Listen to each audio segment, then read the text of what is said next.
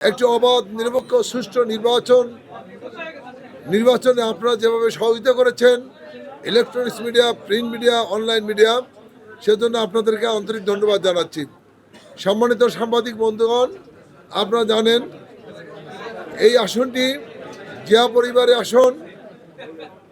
এখান থেকে মাননীয় প্রধানমন্ত্রী, সাবেক প্রধানমন্ত্রী দেশনেত্রী বেগম খালেদা জিয়া, যিনি এই আসন থেকে তিনবার নির্বাচন করেছেন, এই আসন থেকে সর্বশেষ আমাদের বর্তমান মাননীয় প্রধানমন্ত্রী, আমাদের বগুড়ার কৃতি সন্তান জনাব তারেক রহমান নির্বাচন করে বিপুল ভোটে নির্বাচিত হয়েছেন। এবং যেহেতু তিনি দুটি আসনে নির্বাচন করেছেন, দুটি আসনই নির্বাচিত হয়েছেন, সাংবিধানিক কারণেই একটি আসন তাকে ছেড়ে দিতে হয়েছে। দলীয় এবং রাজনৈতিক সিদ্ধান্তের কারণেই বগুড়া আসনটি ছেড়ে দিয়েছেন এবং আমাকে মনোনয়ন দিয়েছেন। বিএনপির পক্ষ থেকে ধানের শীষ আমার হাতে তুলে দিয়েছিলেন। তো আল্লাহ রহমতে এবং বগুড়াবাসী আমাকে আজকে স্বতঃস্ফূর্তভাবে একটু অবাধ নিরপেক্ষ সুষ্ঠু নির্বাচনের মাধ্যমে আমাকে নির্বাচিত করেছেন এবং সেজন্য আমি বগুড়াবাসীকে আন্তরিক অভিনন্দন এবং কৃতজ্ঞতা জানাচ্ছি। এবং সেই সঙ্গে আজকের এই নির্বাচন, আজকের যে ফলাফল, আজকের যে এই বগুড়া সদর আসন, সেটি আমি মাননীয় প্রধানমন্ত্রীকে জনাব তারেক রহমানকে আমি উপহার দিতে চাই। এবং আজকে বগুড়াবাসী কালার এক্সপার্ট এবং ডার্ক স্যাপ সমৃদ্ধ অরিক্স অ্যাডভান্স ডিটারজেন্ট পাউডার আপনার লন্ড্রি এক্সপার্ট। এখানে ধানের শীষকে নির্বাচিত করে মাননীয় প্রধানমন্ত্রীর হাতকে শক্তিশালী করেছেন, সেজন্য তাদেরকে ধন্যবাদ দিচ্ছি। আমরা আশা করছি এবং আমি আশা করছি বগুড়ার সর্বস্তরের জনগণকে সঙ্গে নিয়ে, আমার সাংবাদিক বন্ধুদেরকে সঙ্গে নিয়ে আমি বগুড়ার প্রত্যাশিত মানুষের যে প্রত্যাশিত উন্নয়ন, দীর্ঘ 20 বছর বগুড়ার জনগণ, বগুড়ার মানুষ যে বঞ্চিত ছিল, অবহেলিত ছিল, বৈষম্যের শিকার ছিল, সেটি থেকে বগুড়াকে একটি আধুনিক বগুড়া আমরা রূপান্তর করতে চাই। বগুড়া উত্তরাঞ্চল গেটওয়ে, ভৌগোলিক এবং রাজনৈতিক দিক থেকে অত্যন্ত গুরুত্বপূর্ণ জেলা। এই জেলাকে অবহেলিত করে রাখা হয়েছিল, বৈষম্যের শিকার করা হয়েছিল।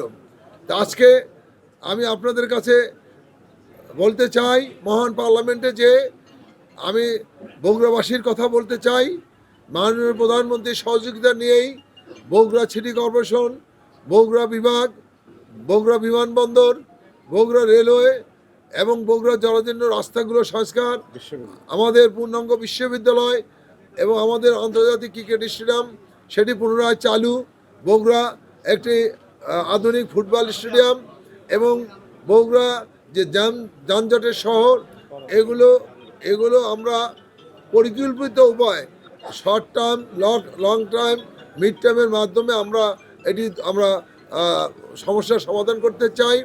এবং মাননীয় প্রধানমন্ত্রী, আপনারা জানেন, যখন তিনি সিনিয়র যুগ্ম মহাসচিব ছিল, তিনি বগুড়া করতা খাল খনন উদ্বোধন করেছিলেন। সেই করতা খননটা যাতে পুনরায় শুরু হয় এবং এটি যেন বাস্তবায়ন হয়, সেটিও আমি ইনশাল্লাহ চেষ্টা করব। আমি আপনাদের সকলের সহযোগিতা চাই এবং আমার মাননীয় প্রধানমন্ত্রী জনাব তারেক রহমান বগুড়াবাসীর কল্যাণ চান, বগুড়াবাসীর উন্নয়ন করতে চান বিধায় আমাকে এখানে মনোনয়ন দিয়েছেন। যেহেতু তিনি বাংলাদেশের প্রধানমন্ত্রী, তিনি বগুড়ার কথা সেভাবে তার পক্ষে বলা সম্ভব নয়, কাজে তার প্রতিনিধি হিসেবে আমি মহান সংসদে এই কথাগুলো বলতে চাই এবং মাননীয় প্রধানমন্ত্রীর কাছ থেকে আমি এই বগুড়ার মানুষের এই প্রত্যাশা অনুযায়ী তাদের আশা পূরণ করতে চাই। বগুড়ার উন্নয়ন এটি শুধু বিএনপির উন্নয়ন নয়।